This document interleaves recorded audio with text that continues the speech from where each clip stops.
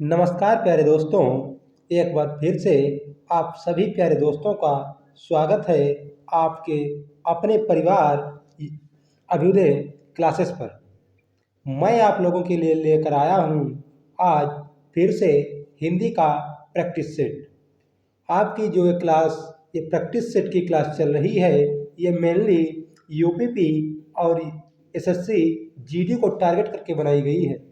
इसीलिए आप सभी लोगों से अनुरोध है कि इसे ज़्यादा से ज़्यादा अपने दोस्तों में शेयर करें, ताकि आपके दोस्त भी आपकी तरह सिलेक्शन लेकर अपने सपनों को पूरा कर सकें।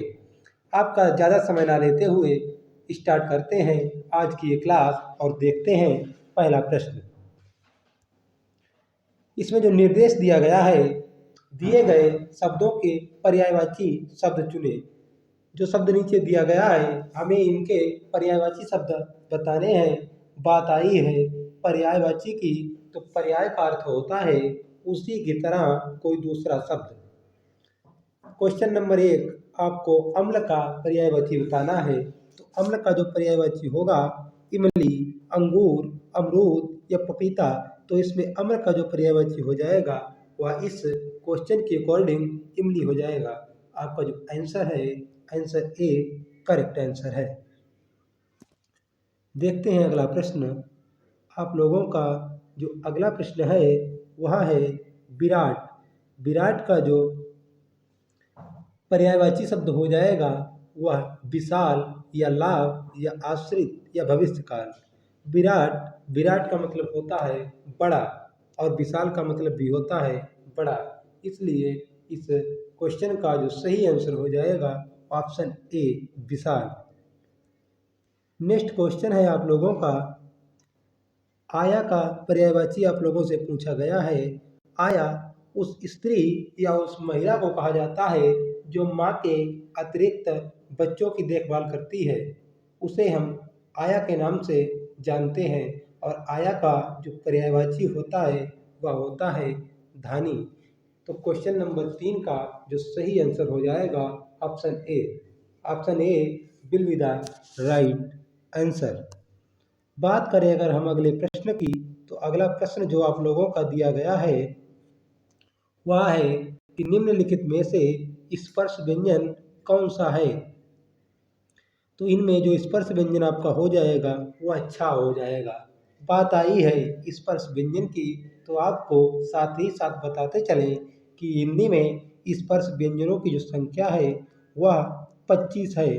स्पर्श व्यंजन उन व्यंजनों को कहा जाता है जिनके उच्चारण के समय हमारी जिह्वा मुख के किसी भाग को टच करती है। ऐसे व्यंजनों को स्पर्श व्यंजन कहा जाता है। अगला क्वेश्चन दिया गया है, निम्नलिखित में से कौन सा तत्सम शब्द है।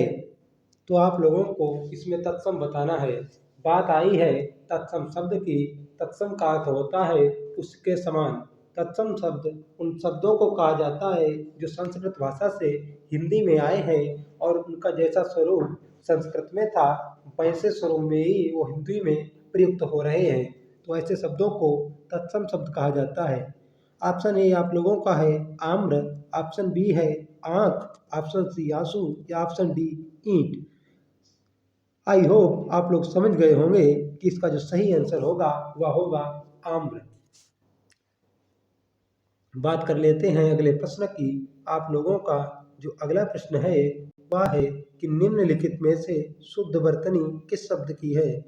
क्वेश्चन 6 का जो आंसर रहने वाला है आप लोगों का वह आप लोगों का रहने वाला है सी अंजलि। जो अंजलि शब्द लिखा है इसकी वर्तनी शुद्ध है, बाकी ये तीनों अशुद्ध है। तो आपका ऑप्शन सी करेक्ट हो जाएगा। बात करें अगर हम 7वें क्वेश्चन की, 7वां क्वेश्चन कह रहा है कि महिषी शब्द में कौन सी संधि है। तो महिषी शब्द में जो आप लोगों की संधि हो जाएगी वह गुण संधि हो जाएगी। गुण संधि की अगर बात करें तो यह स्वर संधि का एक भाग है। तो महिषी शब्द में कौन सी संधि हो जाएगी, गुण संधि। Option A correct. अगला क्वेश्चन है कि माता पिता में कौन सा समास है। तो माता पिता में द्वंद्व समास है, क्योंकि इसमें दोनों पद प्रधान है, और जिस समास में दोनों पद प्रधान होते हैं ऐसा समास होता है द्वंद्व समास। अगला प्रश्न आप लोगों का है दाम लगाना। दाम लगाना मुहावरे का क्या अर्थ है। दाम लगाना मुहावरे का क्या अर्थ है। दाम लगाना मुहावरे का अर्थ होता है मूल्य आंकना। किसी वस्तु का मूल्य आंकना, इसे मुहावरे की भाषा में दाम लगाना कहा जाता है। नेक्स्ट क्वेश्चन आप लोगों का है रिक्त स्थानों की पूर्ति कीजिए। ताजमहल डॉट डॉट एक अद्भुत नमूना है। ऑप्शन ए शिल्पकला का, ऑप्शन बी स्थापत्य कला का, ऑप्शन सी चित्रकला का, या ऑप्शन डी मूर्तिकला का। तो आप लोगों को पता होना चाहिए कि जो ताजमहल है वह स्थापत्य कला का एक अद्भुत नमूना है, क्योंकि स्थापत्य कला भवनों से संबंधित एक कला होती है। इसीलिए इसका जो सही आंसर हो जाएगा ऑप्शन बी सही हो जाएगा। अगला आप लोगों का प्रश्न दिया गया है प्रश्न नंबर 11। प्रश्न 11 आप लोगों से कह रहा है कि निम्नलिखित पद्यांश को ध्यानपूर्वक पढ़िए और बताइए कि उसमें किस अलंकार का प्रयोग हुआ है। देखते हैं पद्यांश। मेरो मन अनंत कहाँ सुख पावे, जैसे उड़ी जहाज को पंछी फिर जहाज पर आवे। इसमें जो मन की तुलना की गई है वह जहाज के पंछी से की गई है, इसीलिए यहाँ पर आप लोगों का उपमा अलंकार हो जाएगा। आपको ये भी याद रखना है कि ये जो पंक्तियाँ हैं ये सूरदास द्वारा रचित हैं। बात करें अगले प्रश्न की। अगला प्रश्न आप लोगों का है कि निम्नलिखित में से किस शब्द की वर्तनी अशुद्ध है। ऑप्शन ए श्याम, ऑप्शन बी सम्मान, ऑप्शन सी सुसमृद्ध, या ऑप्शन डी स्थविर। तो स्थविर जो आप लोगों का है या गलत लिखा है, बाकी के तीनों सही लिखे हैं। इसीलिए क्वेश्चन नंबर 12 का जो राइट आंसर रहने वाला है वह ऑप्शन नंबर डी हो जाएगा। बात अगले प्रश्न की हम करें तो अगला प्रश्न आप लोगों का दिया गया है कि कर्ण को अधीरथ सूत कहा जाता है। अधीरथ का अर्थ क्या होता है। तो आपको बताते चलें कि कर्ण को अधीरथ सूत कहा जाता था, और अधीरथ का जो अर्थ होता है वह होता है रथ हाँकने वाला। क्वेश्चन नंबर 13 का जो राइट आंसर है वह है ऑप्शन नंबर ए। आपसे 14वें प्रश्न में पूछा गया है कि शुद्ध वाक्य का चयन कीजिए। ऑप्शन ए में दिया गया है माँ बच्चे को दूध धाय से पिलवा रही है। ऑप्शन बी माँ बच्चे को दूध धाय से पिलवा रही है। ऑप्शन सी माँ बच्चे को दूध धाय से पी रही है, या ऑप्शन डी माँ बच्चे को दूध धाय से चखा रही है। इसमें आपका जो करेक्ट आंसर हो जाएगा ऑप्शन नंबर बी, माँ बच्चे को माँ बच्चे को दूध धाय से पिलवा रही है। यही आपका आंसर करेक्ट हो जाएगा। नेक्स्ट क्वेश्चन आपका है कि निम्नलिखित में से कौन सा शब्द अशुभ का विलोमार्थक होता है। विलोमार्थक का मतलब होता है विपरीत या उल्टा। तो अशुभ शब्द का विलोमार्थक ऑप्शन ए देवता, ऑप्शन बी सुर, ऑप्शन सी यक्ष, या ऑप्शन डी मानव। तो इस प्रश्न का जो करेक्ट आंसर हो जाएगा वह हो जाएगा सुर।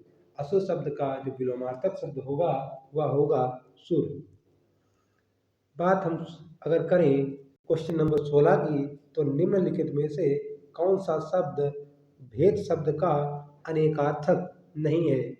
ऑप्शन ए फूट, ऑप्शन बी रहस्य, ऑप्शन सी छेदन, या ऑप्शन डी दर। अर्थात इसमें आपसे ये पूछना चाह रहा है कि जो भेद शब्द है इसमें 3 अर्थ तो सही दिए गए हैं, लेकिन एक शब्द ऐसा दिया गया है जिसका भेद से कोई संबंध नहीं है, उसी को आप लोगों को बताना है, वही आपका आंसर होगा। तो भेद का अर्थ फूट भी होता है, भेद का अर्थ रहस्य भी होता है, और भेद का अर्थ छेदन या भेदन भी होता है।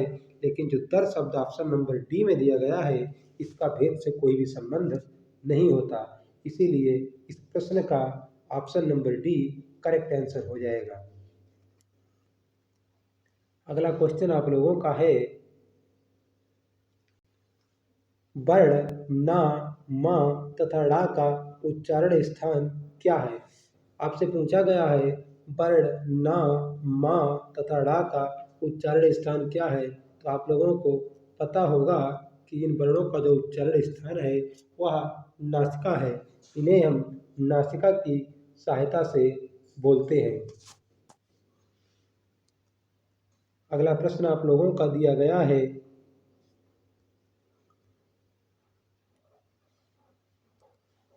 निम्नलिखित में से कौन सा शब्द स्त्रीलिंग है। ऑप्शन ए पंख, ऑप्शन बी पक्षी, ऑप्शन सी पंक्ति या ऑप्शन डी पक्षी। इसमें जो आपका करेक्ट आंसर हो जाएगा ऑप्शन नंबर सी पंक्ति। पंक्ति जो स्त्रीलिंग है, बाकी के तीनों शब्द जो हैं वह पुल्लिंग है। क्वेश्चन नंबर 19 की अगर हम बात करें तो इसमें आपको रिक्त स्थानों की पूर्ति करनी है। भारतेंदु हरिश्चंद्र को हिंदी साहित्य में आधुनिकता का प्रवर्तक माना जाता है। ऑप्शन ए कवि, ऑप्शन बी साहित्यकार, ऑप्शन सी नाटककार या ऑप्शन डी कथाकार। इसमें जो आपका सही उत्तर हो जाएगा वो ऑप्शन नंबर बी साहित्यकार हो जाएगा। भारतेंदु हरिश्चंद्र को हिंदी साहित्य में आधुनिकता का प्रवर्तक साहित्यकार माना जाता है। क्वेश्चन नंबर 20, बादलों के समूह को क्या कहते हैं। तो बादलों के समूह को क्या राशि कहते हैं, गुच्छा कहते हैं, घटा कहते हैं या अंबार कहते हैं। तो इसका जो सही आंसर रहने वाला है वो ऑप्शन नंबर सी घटा। बादलों के समूह को घटा कहा जाता है। अगला प्रश्न आप लोगों का दिया गया है कि निम्नलिखित अनेक शब्दों के बदले एक शब्द लिखिए। नपा तुला खर्च करने वाला या कम खर्च करने वाला। तो जो कम खर्च करता है ऐसे व्यक्ति को क्या कहा जाता है। ऑप्शन ए कृपण, ऑप्शन बी मितभाषी, ऑप्शन सी मितव्ययी या ऑप्शन डी कंजूस। तो इसका जो सही आंसर रहने वाला है आप लोगों का वह है मितव्ययी। मितव्ययी ऐसे व्यक्ति को कहा जाता है जो बहुत नपातुला या कम खर्च करता हो। और इसी के विपरीत होता है अपव्ययी। अपव्ययी उस व्यक्ति को कहा जाता है जो बिना सोचे समझे धन खर्च करता है, यानी अधिक मात्रा में धन खर्च करता है, उसे अपव्ययी कहा जाता है। बात करें अगले प्रश्न की। अगला प्रश्न है, नास्तिक शब्द का सही अर्थ क्या है। ऑप्शन ए जिसका कोई अस्तित्व ना हो, ऑप्शन बी ईश्वर पर विश्वास करने वाला, ऑप्शन सी ईश्वर पर विश्वास नहीं करने वाला, ऑप्शन डी उपरोक्त में से कोई नहीं। इसका करेक्ट आंसर है ऑप्शन नंबर सी, ईश्वर पर विश्वास नहीं करने वाला व्यक्ति नास्तिक कहा जाता है। और इसके विपरीत होता है आस्तिक। आस्तिक उस व्यक्ति को कहा जाता है जिसे ईश्वर पर भरोसा होता है, जिसे ईश्वर में आस्था होती है। तो नास्तिक शब्द का सही अर्थ क्या होता है, ईश्वर पर विश्वास न करने वाला। Option C will be the right answer. अगला प्रश्न आप लोगों के सामने है कि कैंची किस भाषा का शब्द है। ऐसे भी प्रश्न आप लोगों की परीक्षा में पूछ लिए जाते हैं। तो कैंची किस भाषा का शब्द है। ऑप्शन ए तुर्की, option B Pashto, option C जापानी या ऑप्शन डी अरबी। आप लोगों को याद रखना है कि जो कैंची शब्द है वह तुर्की भाषा का है। अगला प्रश्न है आप लोगों का कि निम्नलिखित में से कौन सा शब्द तद्भव है। निम्नलिखित में से कौन सा शब्द तद्भव है। बात आई है शब्द तद्भव की। तद्भव वे शब्द होते हैं जो संस्कृत से हिंदी भाषा में आए हैं, लेकिन हिंदी में आते आते उनमें कुछ न कुछ विकृत पैदा हो गई है, अर्थात वो अब संस्कृत से थोड़ा भिन्न हो गए हैं। ऐसे शब्दों को तद्भव शब्द कहा जाता है। ऑप्शन ए बांध, ऑप्शन बी लक्ष्य, ऑप्शन सी लज्जा, ऑप्शन डी मगधी। तो इसमें जो आपका सही आंसर हो जाएगा वह हो जाएगा बांध। बांध शब्द जो आप लोगों का है वह तद्भव है। ऑप्शन ए करेक्ट आंसर हो जाएगा। और आप लोगों का इस सीरीज का अंतिम क्वेश्चन है वह है उद्गम में कौन सा उपसर्ग है। बात हुई है उपसर्ग की। उपसर्ग वे शब्द होते हैं, वे वाक्यांश होते हैं जो शब्द के प्रारंभ में जुड़कर उसके अर्थ में परिवर्तन कर देते हैं। ऑप्शन ए उत, ऑप्शन बी आ, या ऑप्शन सी अति, या ऑप्शन डी उद। तो उद्गम शब्द में कौन सा उपसर्ग है? उद्गम शब्द में उत उपसर्ग हो जाएगा। उद्गम शब्द में उत उपसर्ग हो जाएगा। आप लोगों को ये बात याद रखनी है। आज के लिए इतना ही। आगे मिलते हैं नेक्स्ट वीडियो में। तब तक के लिए खुश रहिए और पढ़ते रहिए। धन्यवाद।